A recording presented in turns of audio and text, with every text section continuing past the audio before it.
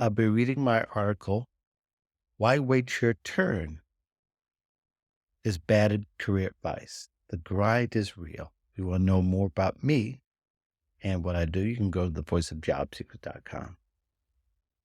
Few of us get picked in succession according to what we think we deserve. If you're waiting because you think you're next, you'll likely wait. You may never get picked for the next step if the right people don't remember you. You can even be picked for a moment by seemingly the right person or people, but if you don't keep working, your time will pass you by. So there's no waiting your turn because it could be easily preempted by someone else. There are real life examples. I had to reboot several times. I drove my wife up the wall a few times, so we both grew.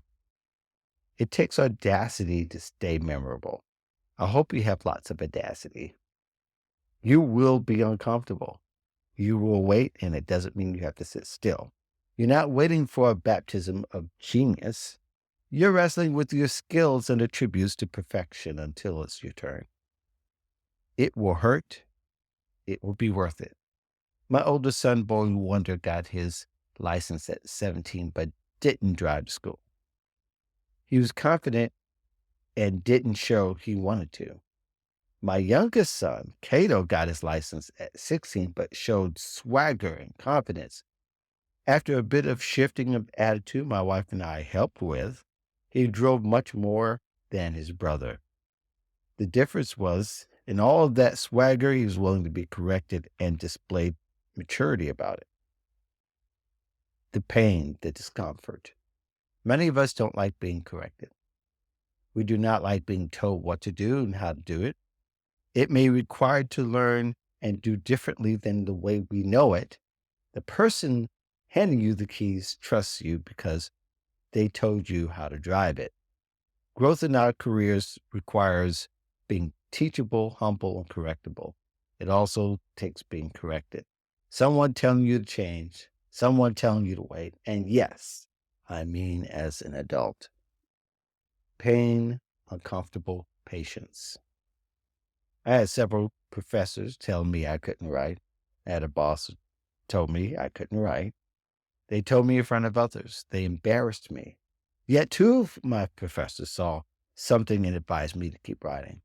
I wanted to write well and read poetry well enough. I wanted to write well and read poetry well enough as a dramatic reader. My mentor, Dr. Hans Jurgensen, encouraged my poetry and told me to write every day during the summer, read lots of poetry, and come back and let's see what happens. I did it. It started as pain and torture, but it felt great. Yet, I had no idea I would progress. The fall came, and Dr. Jurgensen was pleased. He chose my poem to be read at a poetry reading, but didn't allow me to read it. He had Dr. Phyllis Jones read. She was a phenomenal reader, but a professor too. It was an honor for her to read my work, nevertheless, flushed. But my poem was being read among some of the best poets in school. I kept writing and eventually entered a contest with more than 1,000 student entries.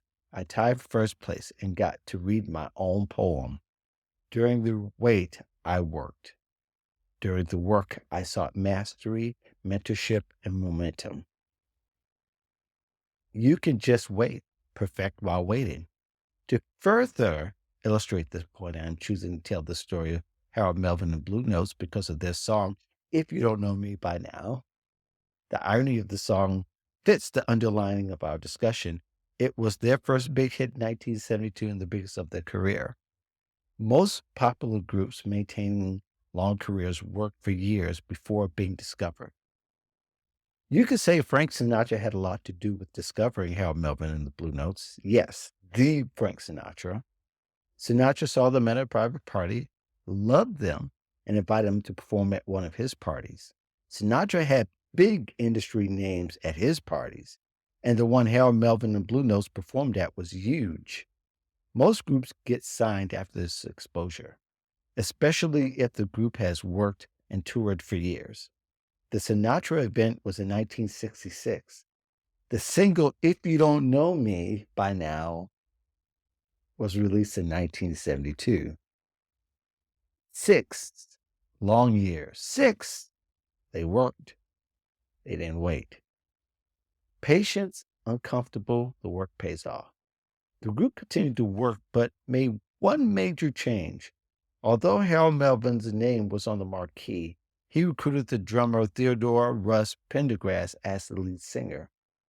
We can argue later whether Melvin's judgment in choosing Teddy Pendergrass was required to succeed, but at the time at least, it took humility.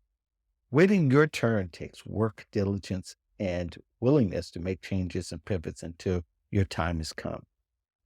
There is no good way to wait your turn. It takes time, effort, and opportunity to make strides. Thank you very much for listening to my reading. This article was also originally written for IB Exec blog. If you want to know more about me and what I do, again, you can contact me. You can also email me at mark@thevoiceofjobseekers.com. Thank you very much for listening.